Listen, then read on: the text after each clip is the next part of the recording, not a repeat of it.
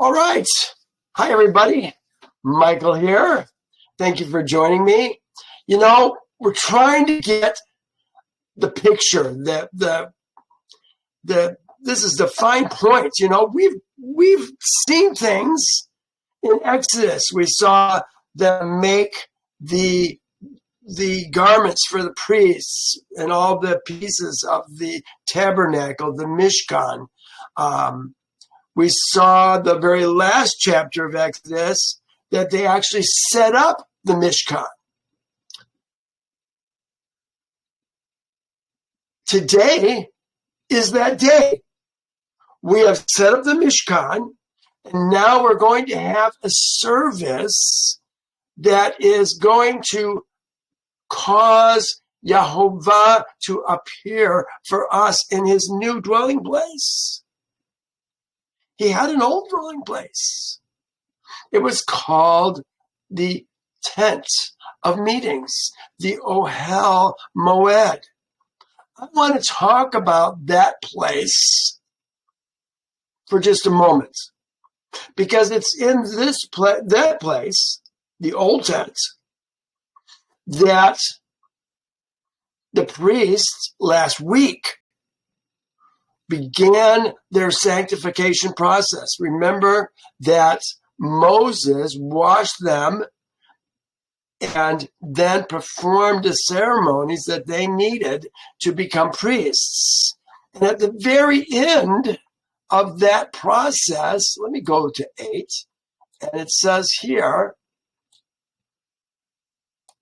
verse 33, and you shall not go outside the door of the Ohel Moed for 7 days, until the days of your consecrations are ended. For 7 days he shall consecrate you. So they were in this tent. And many, with a careless reading of Yehovah's word, would assume that this was the door of the Mishkan that we were at. But that is not the case.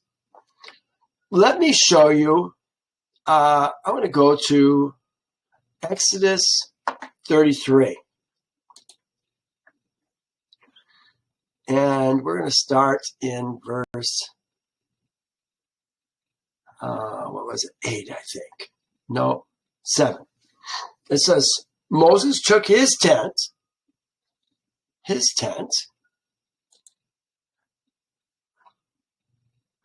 and it came to pass. No, that's not it. This is the tent of meeting. Moses took his tent, his ohel is the word they're using there, and pitched it outside the camp, far from the camp, and called it, outside the camp, and called it the tent of meetings. Is that the, let's look at that. Pitched it outside the tent.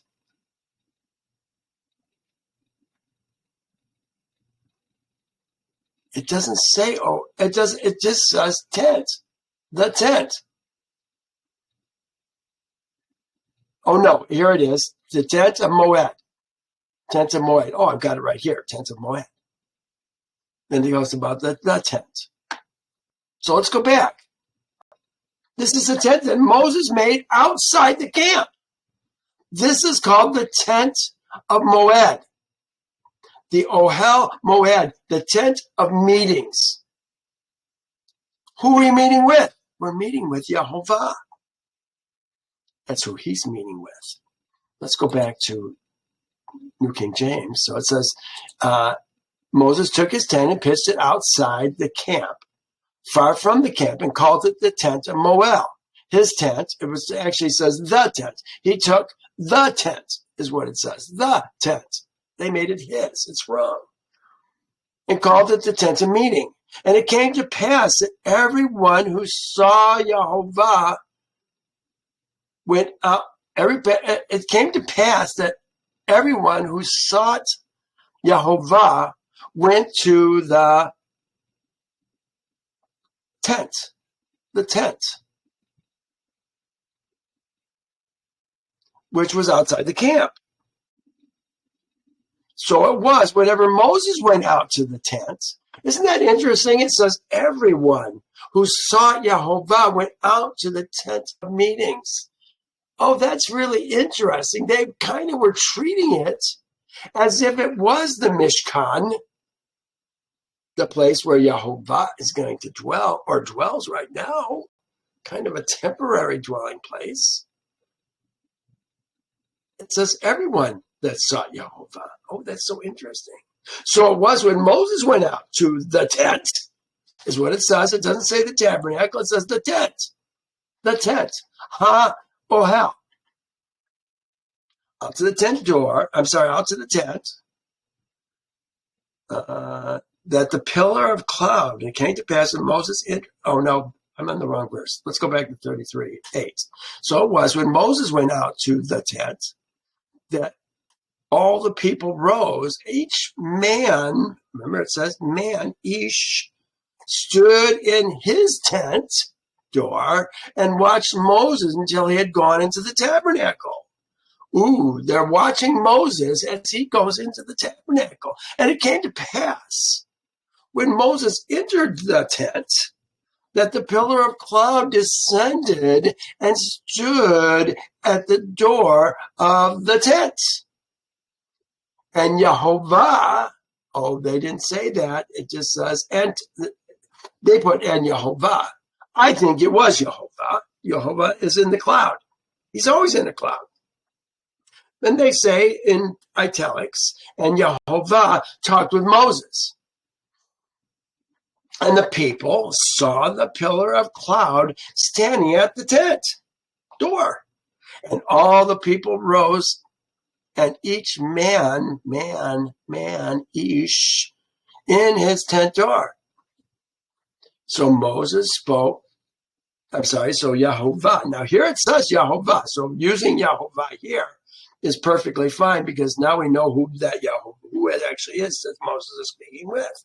So Yehovah spoke with Moses face to face as a man speaks to his friend, and he would return to the camp.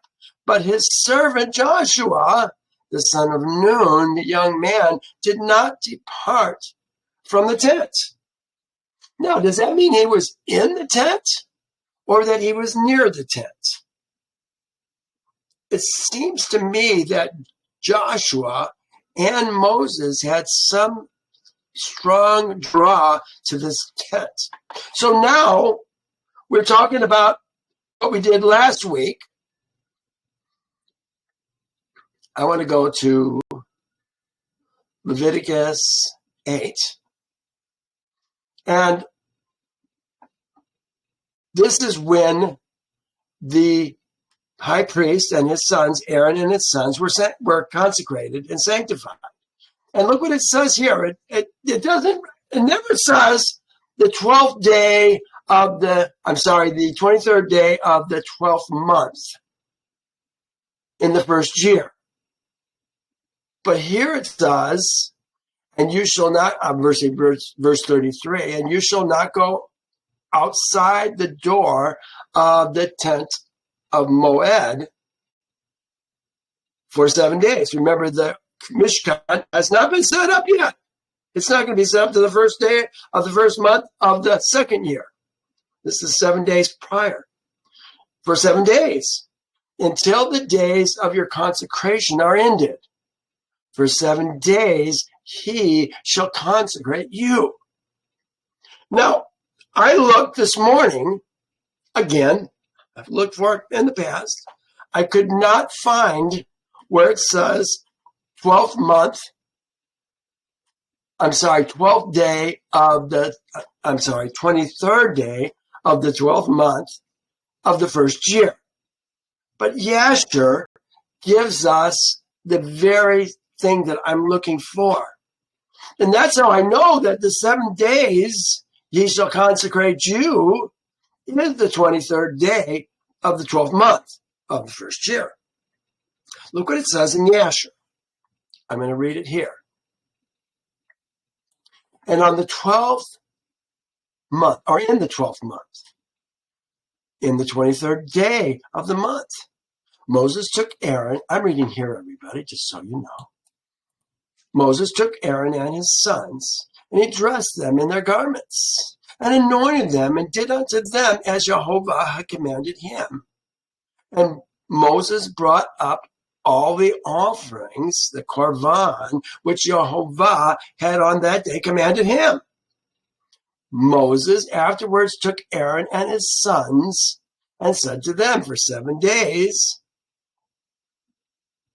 shall you remain at the door of the tabernacle. They call it the tabernacle, the tent. For thus I am commanded. And Aaron and his sons did all that Yehovah had commanded them through Moses. And they remained for 7 days at the door of the tabernacle of meeting. And here we are, for 7 days they remained at the door of the tabernacle of meeting. The tent of Ohel. The Ohel, Moed, the tent of meetings. Not the Mishkan. Now, today is the 8th day. And look what we're going to see today.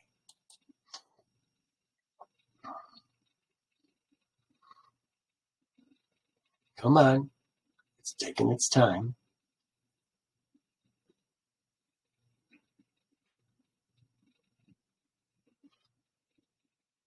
Sorry, I'm not sure why it's taking so long. It says, it came to pass on the 8th day. Look at that. This is the 8th day. We were sanctified for 7 days. It came to pass on the 8th day that Moses called Aaron and his sons. Now, keep in mind,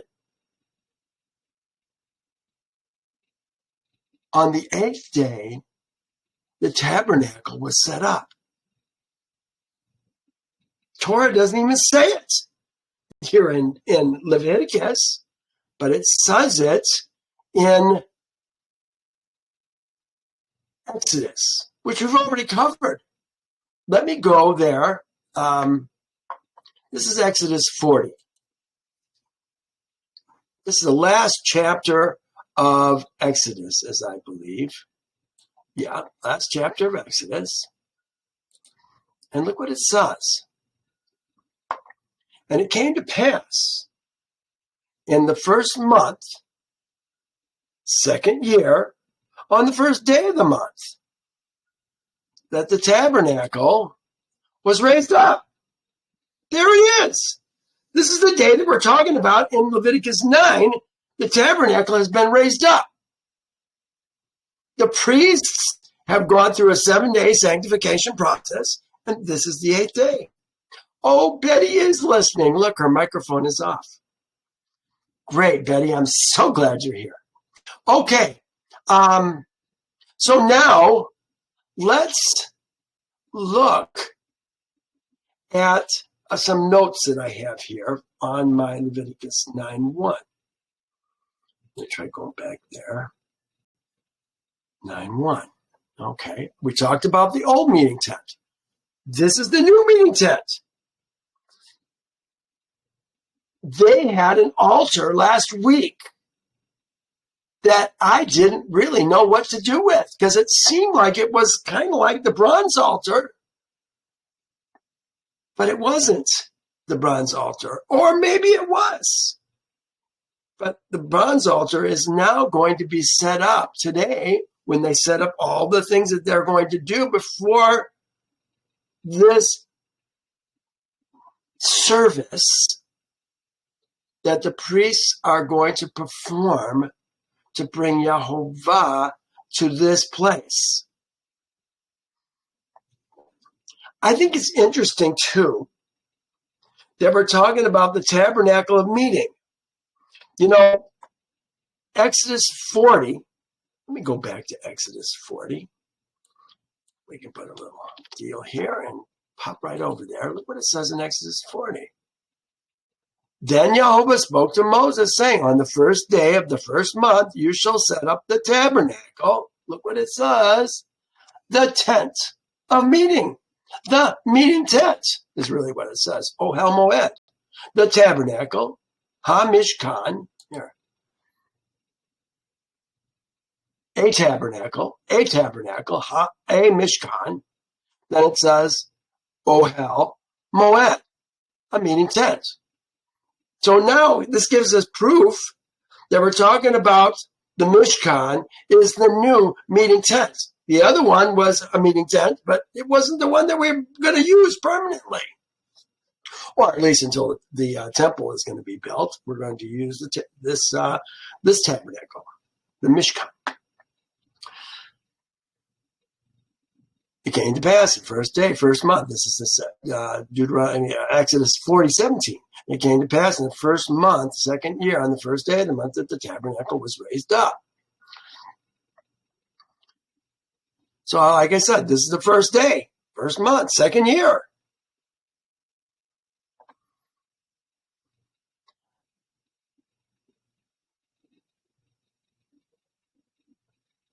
Thus you shall do to Aaron and his sons according to all that I have commanded you. 7 days, you shall consecrate them.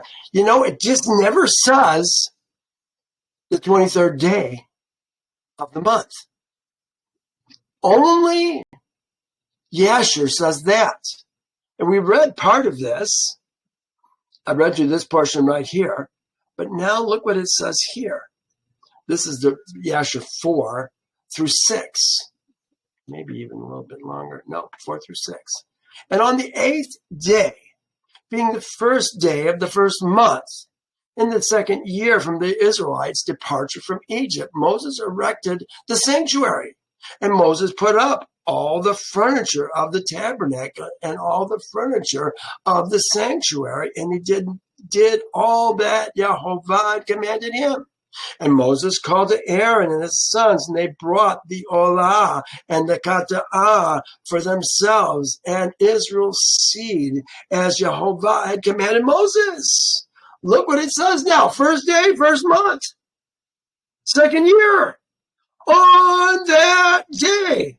This is the day that the priests had finished their sanctification process and were fully, let's say, ordained, sanctified, consecrated to serve Yehovah in their new capacity.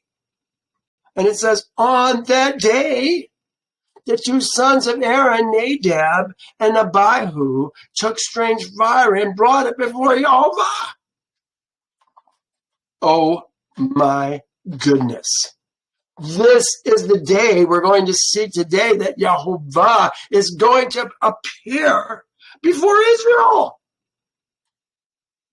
on purpose. And it's the same day that Aaron is going to lose his firstborn and his secondborn son. Oh my goodness. What is Yehovah trying to tell us? You know, we're going to talk about it next week. Leviticus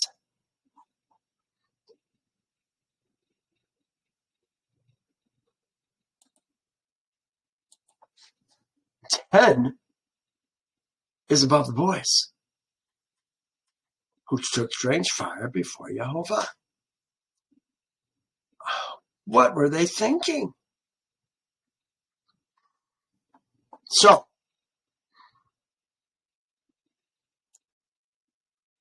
what else do we have to talk about here? I think that may be all that I wanted to mention. We have a new meeting tent. From now on, the meeting tent is the meeting tent that has the court that's going to go around it. It came to pass on the 8th day that Moses called Aaron and his sons and the elders of Israel. Aaron and his sons and the elders of Israel. How many of Israel's seed men, Ezra men, Betty will have to talk about that, will be able to fill this tent? Certainly, the elders of Israel, the 12 elders of Israel, will have no problem fitting in this tent.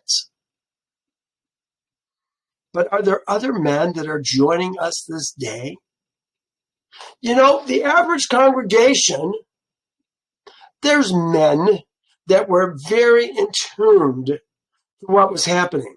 Obviously, the elders knew what was going on. But the rest of the congregation, I wonder if they had some, dare I say, some lackadaisicalness about them.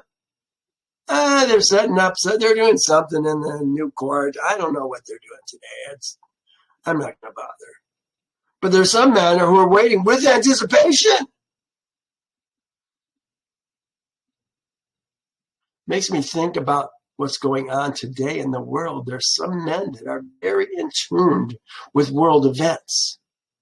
There's others who are absolute sleepers. They have no clue what is going on in the world. And so I wonder how many men actually came to this event.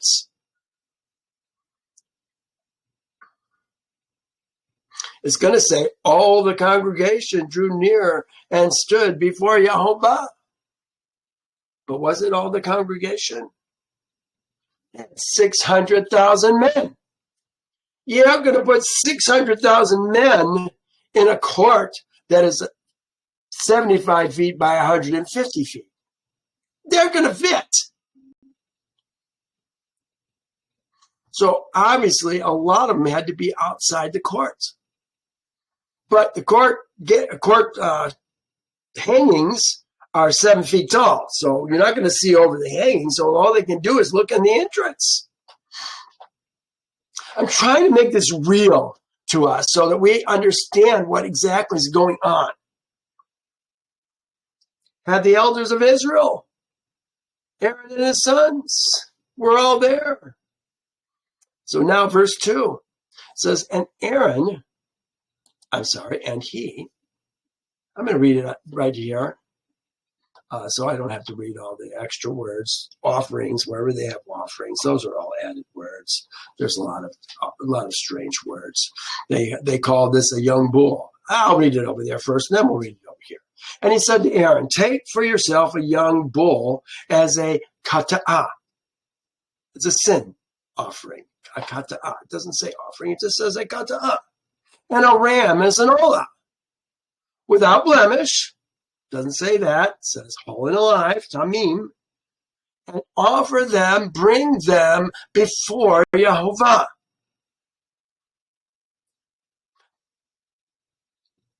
This says a young bull. That's good. They wrote that nicely. The ram is an ayil, which could be a goat or a ram. They chose to do it as ram. I think that's just biases more than anything. They always say without blemish. Here, the word that they're talking about here is tamim. Entire. Integrity, truth. Whole and alive. They're bringing this to Yehovah. If there is going to be one that has without blemish, it's going to use a different word, and that word is going to be mum. We'll talk about that later on when we actually have an animal that needs to be without blemish. Verse 3, and Israel's seed. Remember, we don't say the children of Israel. We don't say Israel's son. We're talking about spiritually born men who have sons, sons, sons, sons. They're all Israel's seed. And to Israel's seed, you shall speak, saying, take a kid of the goats. So now they're going to take a kid of the goats, young goat, as a kata'ah, and a calf, and a lamb, both of the first year without blemish, as an olah.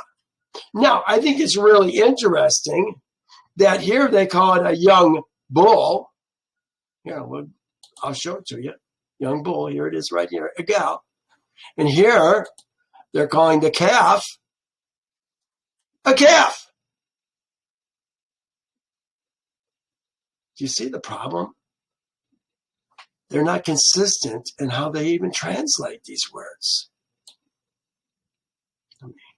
Make that big. There we go.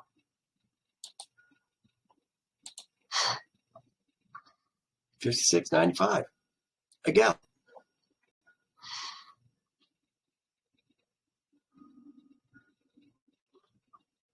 Another bull. A young bull, a ram. And to Israel seed, they're going to bring a goat and a calf, another young bull, and a lamb. A lamb. A sheep. Young male sheep. Here's the word they're using for that. Kebes. When they use this word here in 2 for a ram, the word is this word here, ayel. It can be a ram or a goat. It can be either.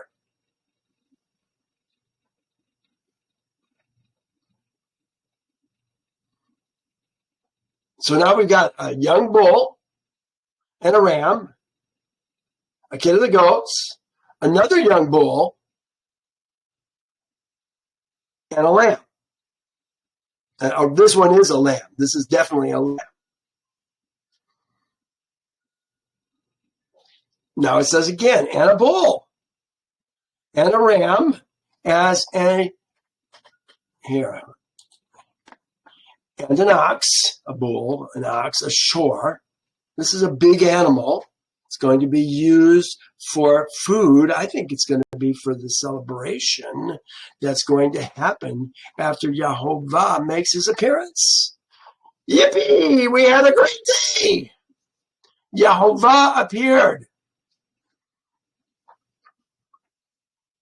An ox, and a ram or a goat. This is another ayil. It's a chief. A ram, it can be a goat.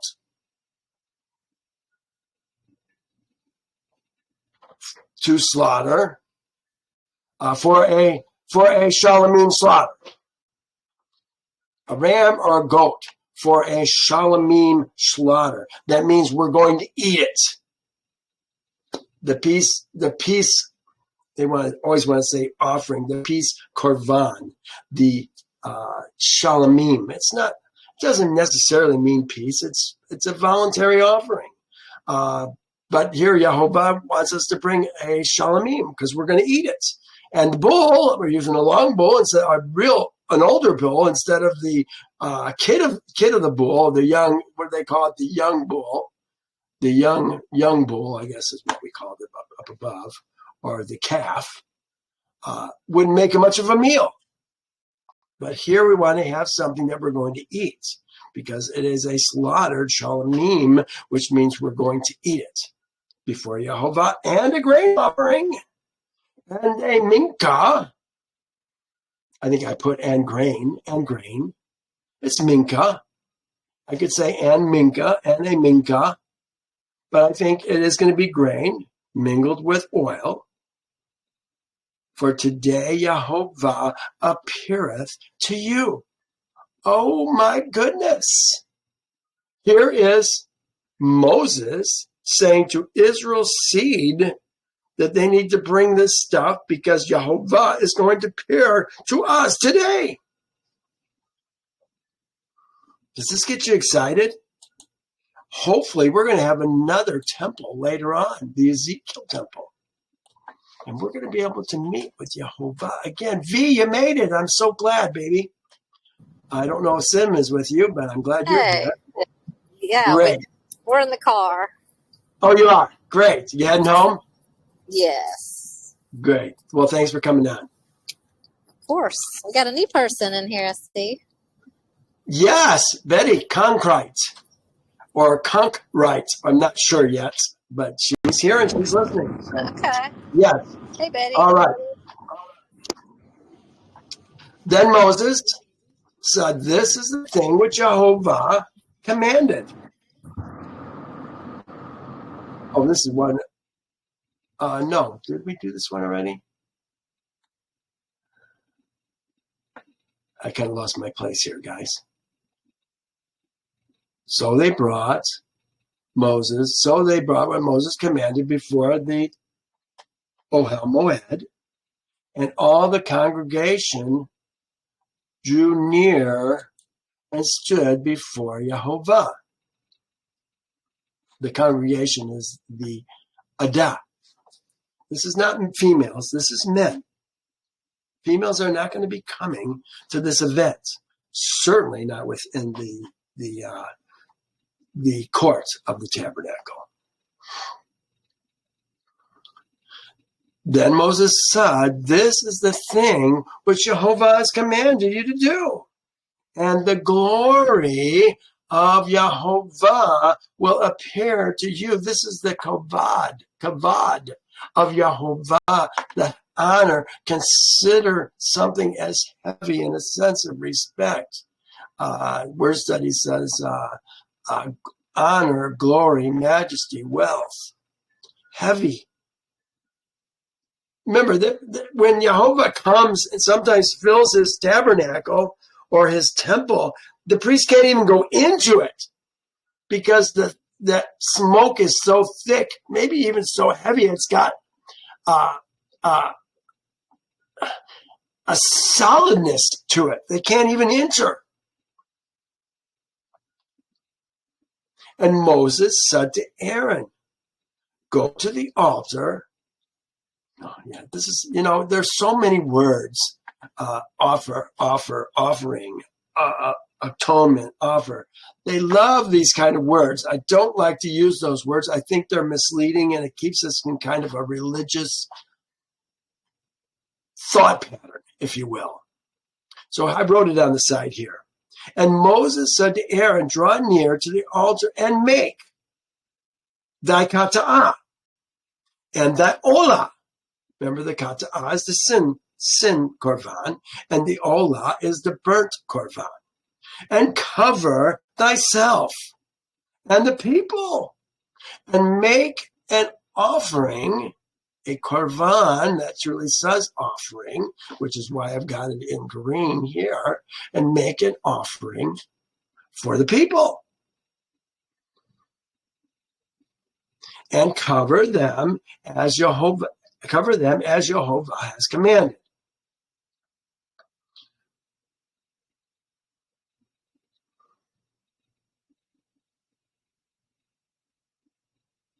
This was kind of the big picture, because we're not covering the people just yet. First, we're going to get Aaron and his sons covered. Let's watch verse 8. "And Aaron therefore went out to the altar and killed the calf." The calf. What calf are we talking about? We're talking about the calf that's here, which they call the young bull. So see, now it's got even another name, but it's still the egal. Same word, egal. It's the calf. It's calf for the burnt offering, for the sin offering. And Aaron therefore went to the altar and killed. This is shakat.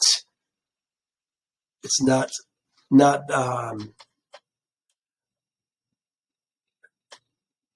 what's the word that we use for the peace offering? Shalom. Shalom. No, not shalomim. For the peace offering, we slaughter. This is the word I'm looking for. Zavik. Sort of. Yeah, zavik. So we can, if we're going to zavik something, we're going to eat it. If we shakat it, we're not going to eat it. Is generally how that's going to work. The Passover is a zavik.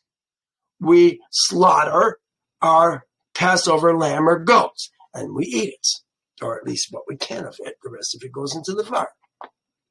So here, he is doing his, where was I at? Kill the calf. Aaron went to the altar and killed shakat, the calf. What do my notes say on that? Yeah, shakat. This calf is a young bull. Is the young bull in Leviticus 9? He killed the calf of the kata'ah, which was for himself. Remember, we just read he was going to do a sin offering for him and the people, for yourself, for thyself, and for the people. Well, that's coming. First, we're doing the one for him, and I think for his sons as well. Unless his sons are going to be part of the people. I don't think so. I think it's for him, his sons, and then the people. So he killed the calf of the kata'ah, which was for himself. Then the sons of Aaron brought the blood of what? The calf, for Aaron and his sons. And he dipped his finger in the blood and put it on the horns of the altar and poured the blood on the base of the altar. This is a sin offering, so we're going to deal with fat. But the fat, the kidneys, I think it's the fat that's on the kidneys, the fatty lobe from the liver of the kata'ah, he burned on the altar as Yehovah commanded Moses. So this is the first thing that we are putting on the altar. There's probably a fire going on the altar, but when you put this kind of fat on the altar, it doesn't burn real fast. And we're going to be putting a lot more of things on the altar today, as we're going to find out. But it's burning. It says, he burned on the altar as he burned the fat on the altar as Yehovah commanded Moses. And the flesh and the hide he burned with fire outside the camp. So everything else but the fat is going to be burned outside the tabernacle. The only thing that's going to be burned on the altar is the fat. Now, it says, he killed the burnt offering, and Aaron's sons presented him with the blood.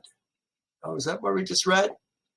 No, burned it outside the camp. And he killed the olah. Oh, now we're doing the olah. Remember the olah. And he killed, where is it? Ram. Okay. It says, and he killed the olah. Okay, what's the olah? The olah is the ram that we talked about in verse 2. Here it is, verse 2. Young bull and a ram as a burnt offering. I said that was a yil, which is probably a ram or a goat. And he killed the olah. No offering, just he killed the olah. And Aaron's sons presented to him the blood. He sprinkled it all around the altar. And he presented the olah to him with its pieces and its head, and he burned them on the altar. So in the olah, we're going to burn everything but the fur. The skin is going to be burned outside the camp. I don't think they're going to say that here. But everything's going to be burned. Head, everything but the fur. Then they presented the olah to him, this is his sons, its pieces and head, and he burned them on the altar. And he washed the entrails and the legs and burned them with the olah on the altar.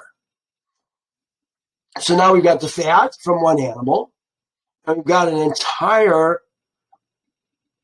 goat or sheep for the other. And he brought the people's offering. So now he's bringing the people's offering. And he took the goat, which was for the sin. That's what we talked about in verse 3.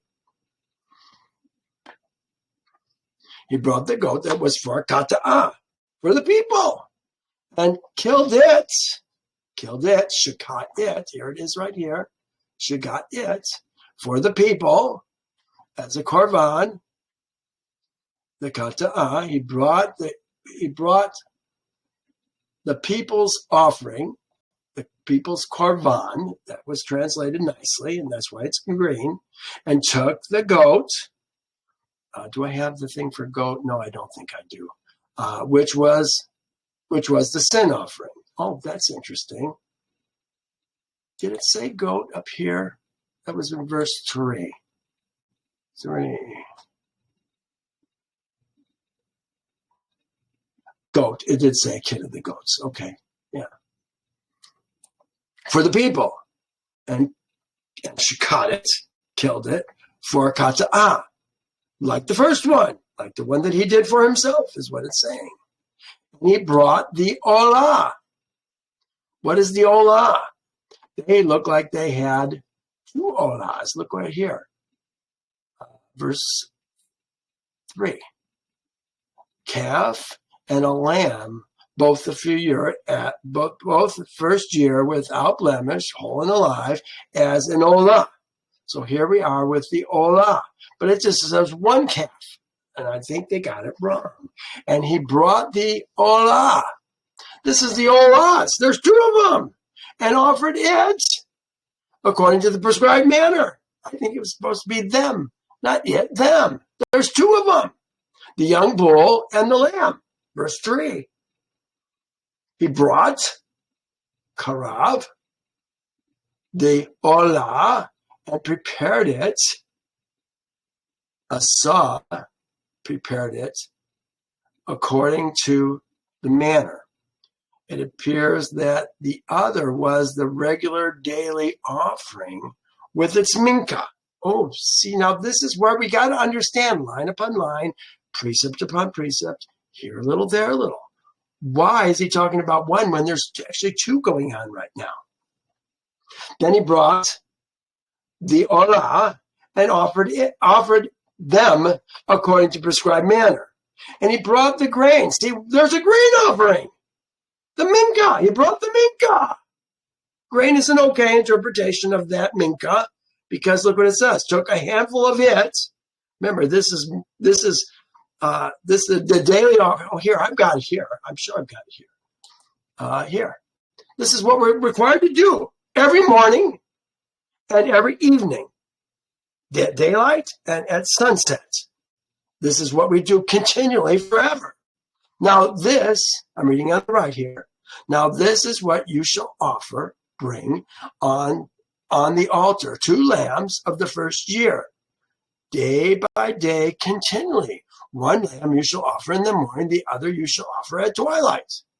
With the 1 lamb shall be 1/10 of an ephah of flour mixed with 1/4 of a hin of oil, and a fourth of the hin of wine, and as a drink offering. And the other lamb you shall offer at twilight, and you shall offer it with the grain offering and the drink offering, as in the morning, for the sweet aroma and offering made by fire to Yehovah. So this is our first service in the new tabernacle, and so we're taking care of the daily offering at the same time as we're doing the sin offering or the burnt offering, because they're both burnt offerings. And I think it's so interesting. It says, and he brought the minka, took a handful of it, burned it on the altar besides the olah of the morning. See, he's telling us right there, it's for the morning offering. This is not about bringing Yehovah to his temple. This is just taking care of business. But it's got to be done. And he killed the bull and the ram. So remember, this was the adult bull and the ram, probably both significant in size, because it's going to be for a slaughtered shalomim. He killed, now that's interesting, he killed Shakat, the bull. I think I might even translate this. No, there it is. Shakat, the bull. I'm sorry, because I don't have the bull. He killed the bull and the ram. This was what was in verse 4. This was for the people, as a slaughtered shalomim, which was for the people. And Aaron's sons presented to him the blood, which he sprinkled on the altar. Now look what it says. And the fat from the bull and the ram's fatty tail what covers the entrails and the kidneys and the fatty lobe attached to the liver, and they put the fat on the breasts that they burned. Then he burned the fat on the altars. That's so weird. They had a breast. Remember, whenever we do a, is this a sin offering? No, this is the shalomim. Whenever we do a shalomim, say I brought my goat. The priests are going to get the breast, and the priest that does the work is going to get the right thigh, which I think is the back leg, right back leg. So those have to be dealt with differently, and so that's what we're doing right now. But the breast, I guess we'll talk about that. And they put on the fat on the breasts. Then he burned the fat on the altar. So I think they put the fat on the breasts. But the breast and the right thigh, Aaron waved as a wave offering. Why would they put the fat on the breasts if they're not going to wave it before Yehovah? But it looks like they put the fat on the breast and then took it and put it in the fire. That's what it says. But the breast and the right thigh, Aaron waved as a wave. Tanuf as a tanuf is what it was. Here it is, nuf as a tanuf, as a tanufah, waved as a wave offering, wave korban before Yehovah. That's what, I think it's our way of saying, look, this is what the priests are supposed to have. We're giving it to the priests like we're supposed to do. Only this is the priest doing it. And since it's the first, this is for the people. Yes, this is for the people.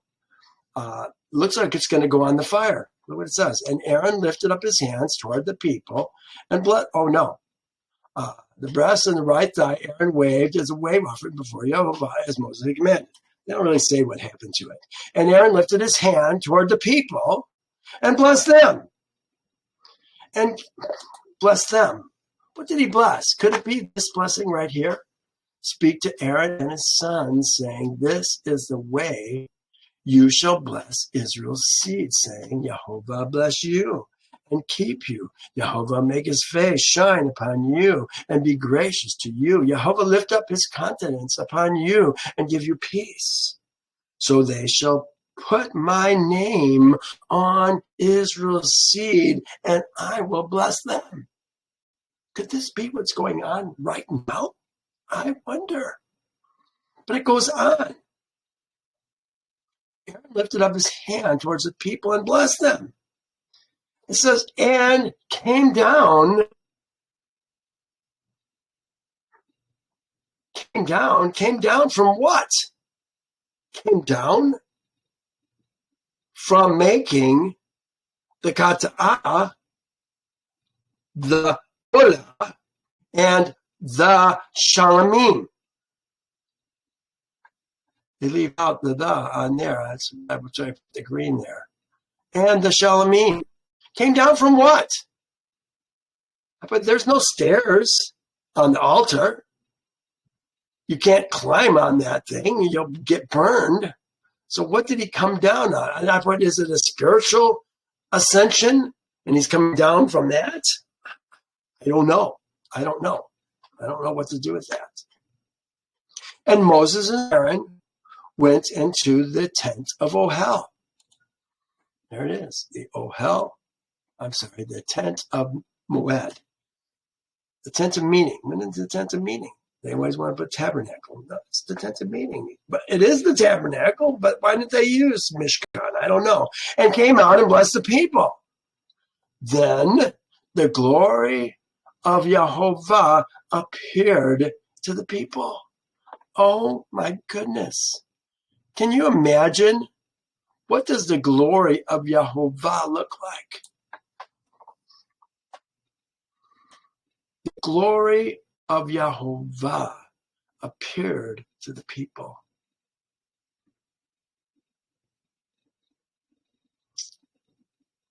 I said, so what did Israel's seed see?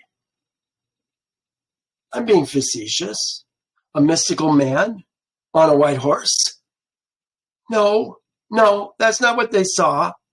Yehovah doesn't come on a white horse. But I think not. We, Israel's seed, saw what we always see, a cloud. Let's talk about how Yehovah shows himself often.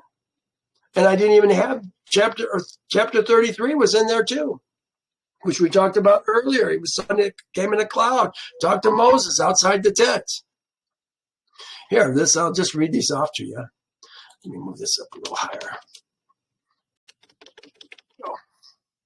This is 16:10 of Exodus.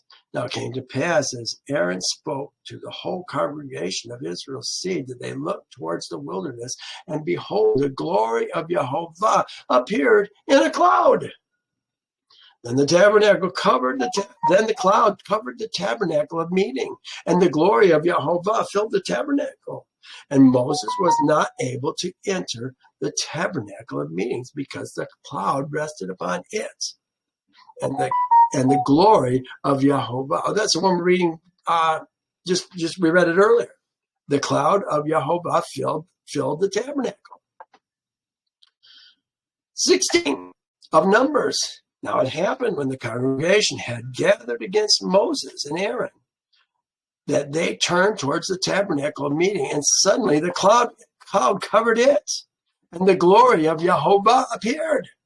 Cloud. He's always in a cloud. Now Yehovah appeared at the tabernacle, the pillar door, tabernacle in a pillar of cloud, and the pillar of cloud stood above the door of the tabernacle. That's the tent of meetings, not the tabernacle. That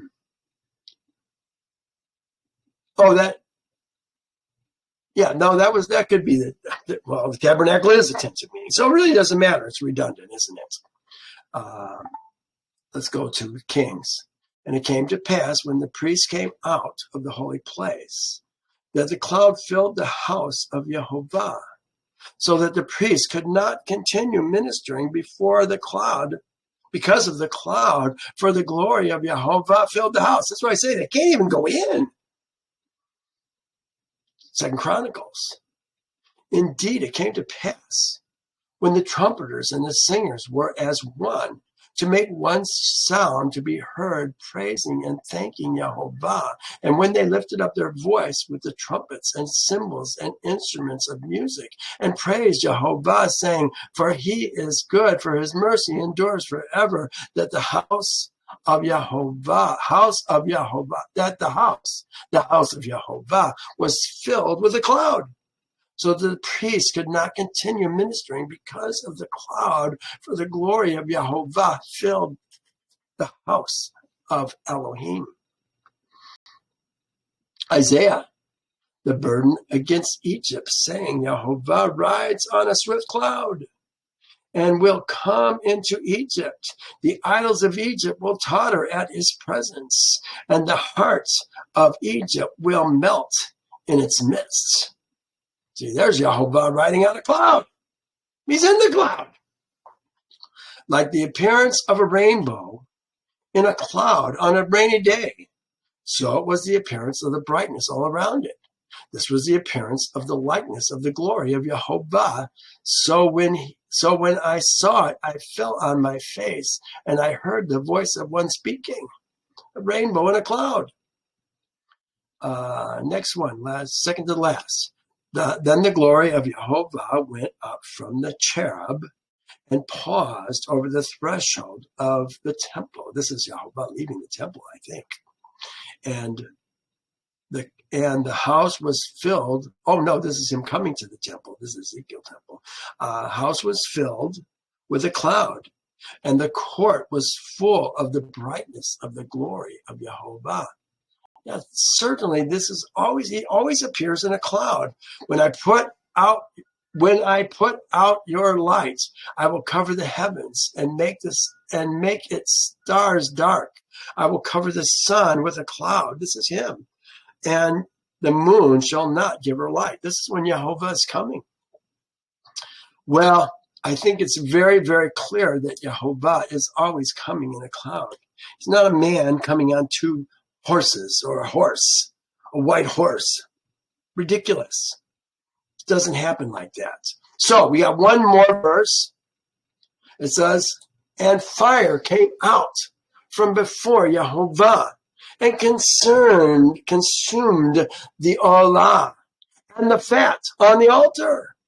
When all the people saw it, they shouted and fell on their faces. Wow, what an ending to see a fire come down from Yehovah.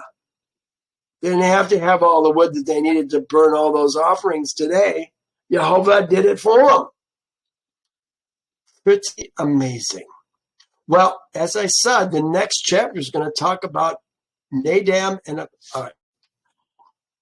what was their name? The two boys. I can just peek at the next. Nadab and Abihu. Abihu. Nadab and Abihu.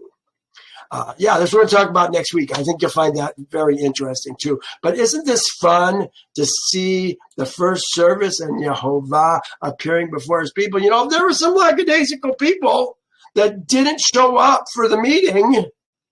When that fire came down, the smoke went up and the fire came down. You can bet it got their attention. Well, that's where we're going to stop today. You guys, thank you so much for joining me. And we'll see you next time. Bye now.